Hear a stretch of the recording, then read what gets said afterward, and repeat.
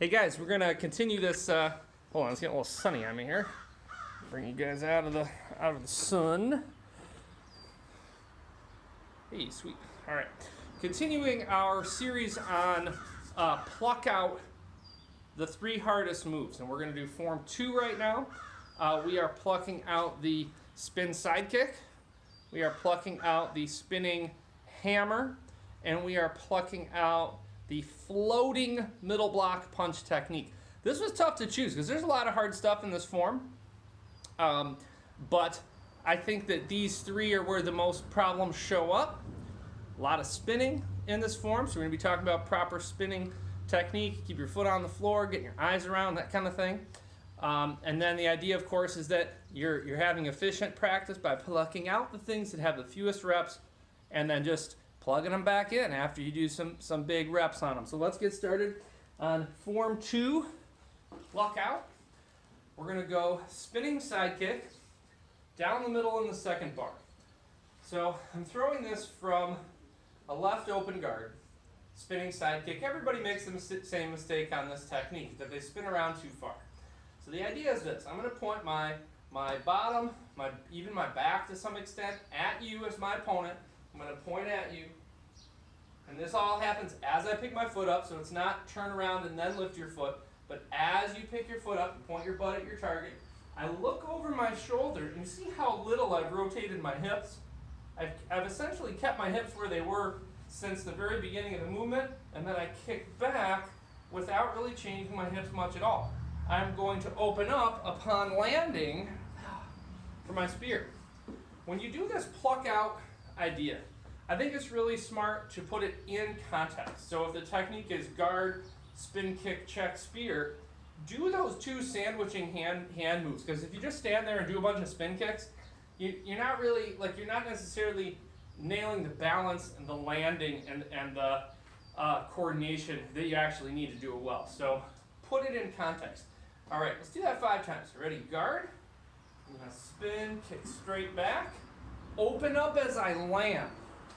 Little trick on this move. Since we're going to land in a square stance, when you rechamber, it's okay to rechamber it more like a front snap kick. So I'm here, I come around, I throw this side kick, but see how I'm opening my hip as I come out of this?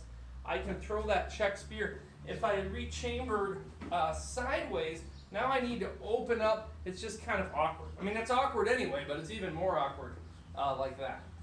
Here, bang, open up, spear. You want to spear right as you land. Bang. Good. Let's go again. This technique does happen on both sides of the body. So even if it didn't, you should, I believe, repeat on both sides. But it does happen later in the form on the left leg. So let's go. Right open guard. Left spin kick. Rechambering as we open up the hips. Spearing out. Let's go again.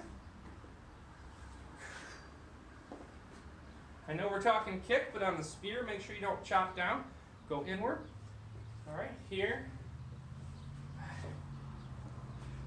There's 4. Let's go one more time. Here. All right, pick out spinning hammer blow. Spinning hammer blow next. This move has such a giant turning radius because you start in a square. You've just done this, and I'm in a square, and this back leg has to come all the way around to this train track again.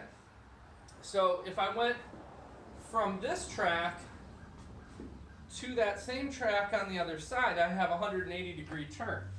But we're doing more than that on both sides. You've got a shoulder width added to your 180 on this side. And we come around, and then there's another shoulder width added to it on the other side. So I don't know how much that is, maybe 220 or something. Like, you're spinning a pretty long way. Gotta keep your foot on the ground when you do this.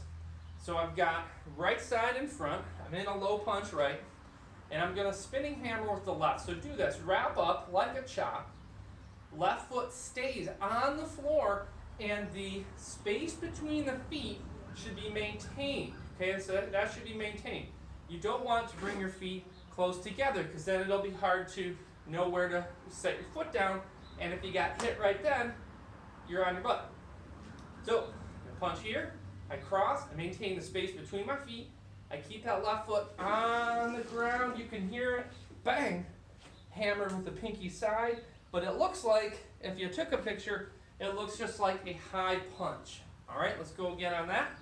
So I'm punching here, hammer, 2, let's go again, right here, 3, all right, we're again, 4, good, one more time, here, and 5. Now this move is not required on the other side of the body. In the form, we're still gonna do it now. Let's go. Crossing right on the inside, right foot stays on the floor, bang. Nose level. To actually be more temple level, but temple, nose, line up pretty well. Just put that where you put a high punch, all right? Right here, ready, go, 2, bang. Good, ready, go. Work on the timing so you get your foot and your hand to land together.